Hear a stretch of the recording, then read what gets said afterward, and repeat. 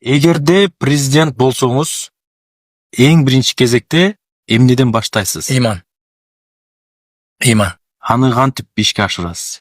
Биздин кыргыз айтып атпайбызбы? Оома, жетелеме, өзгөрмө, коом болуп калды деп атпайбызбы? Ким эмне айтса ошого кете бергенде. Жетекчиге карап түздөнөт.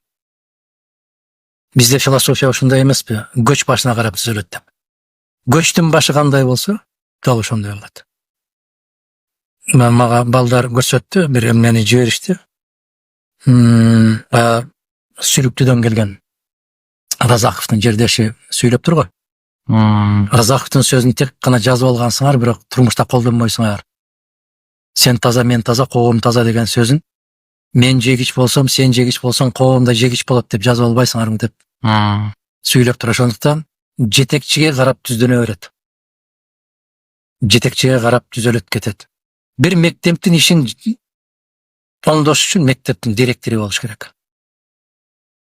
Бир айыл өкмөттүн ишин айылды тартипке салыш үчүн айыл өкмөт болуш керек. Ыйманды демек туура кадр саясаты аркылуу. Ыйман деген сөздүн ичинде баары бар да. Эгерде мусулманчылыкта, кыргызчылыкта айтылат, кол ирисине тартат деген саясат менен кете турган болсоң, келечегиң өтө жаман. Тууганына тартып олтурган бийде ыйман болбойт, кол ирисине тартпайт. Мен жанагы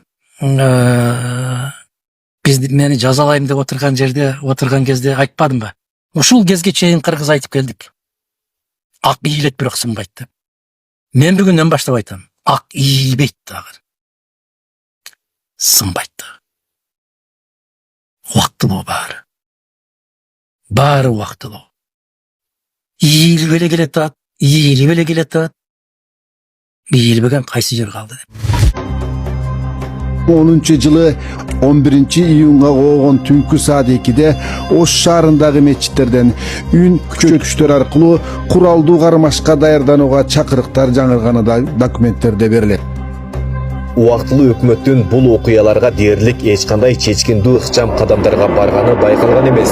Бишкектен биринчилерден болуп 11-июнь түштөн кийин Камчыбек Таршиев, Садыр Жапаров келишип, канга боюлгон Ош шаарынын тургундарын тынчтандырууга аракет кылышкан. Биз киргичекти Оштун ичинде сепаратисттер өздөрү эйлик кылышып, бийлик кылышып, бийликти да тоготпой, эч кандай солдатты, эч кандай милицияны тоготпостон өтө чоң зордук, зомбулуктарды кылышып, элди кыйнап турушкан. Июнь когалаңында Кыргызстандын бүтүмдүгүн тынч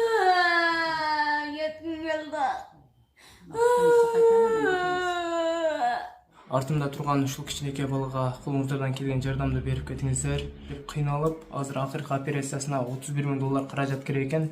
Режеке ушул биздин аудиторияга чыгабыз деп сиздердин алдыңыздарга келип отурган үчүн ушуга колдон келген жардамыңыздарды берип коюңуздар туугандар. Алланын ыраазычылыгы үчүн.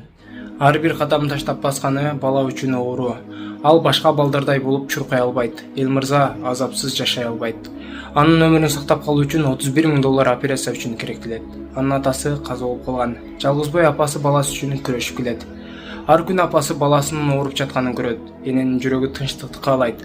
Ар бир которгон акчаңыз бала үчүн жаңы жашоого дем болот. Ар бир жакшы тилегиңиз бала үчүн колдоо болот. Төмөндөгү реквизитке жардам колун сунуп кетиңиздер. Себепчи сиз жана биз болуп калалы. Мбанк Мукамбек Б жана Сбербанк Райымберди Б деп чыгат. Оң колуң менен бергенди сол колуң көрбөсүн демекчи. Буйруса кубанычтуу жаңылык менен бөлүшөлү. тынчтыгын, мамлекеттүүлүгүн сактап калалы деген ата журтка болгон сезим ок жаадырган шартта да элдерди ынтымакка чакырып жүрдү. Бирок Ташиевдин мындай кадамын айрым көрө албастар аны улутчул деп атап чыгышты.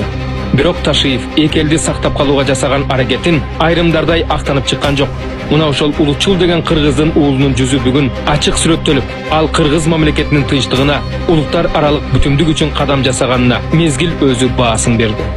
Кыргыз элибиз чөгөлөп турган маалда мен эч качан сайрандап, же болбосо өзүмдүн жанымды сактап жатып ала албайт болчумун.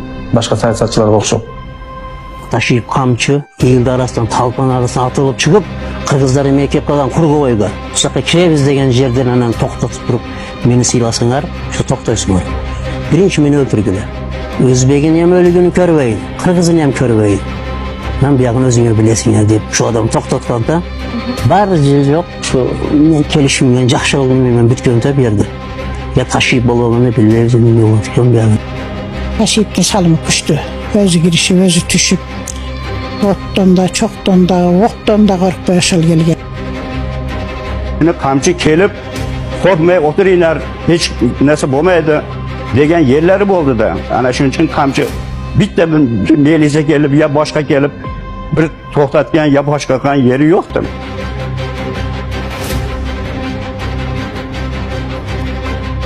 Kamçı o ağında o ağ. Bizde alaqsıtkan oşo oldu, toşun jayıp çıkkan oşo oldu, vuruştun aldın kayrıgan oşo oldu. Өзүбүздүн атуулдарга биринчи кезекте. Анан башка мамлекеттерге дагы айтып аткан чоң бир мындай сигналыбыз болот. Биз Кыргыз мамлекети катары, Кыргыз улуту катары, Кыргыз мамлекетинин мамлекеттик органдары катары толук бойдон калыптанып бүттүк деп айтсак.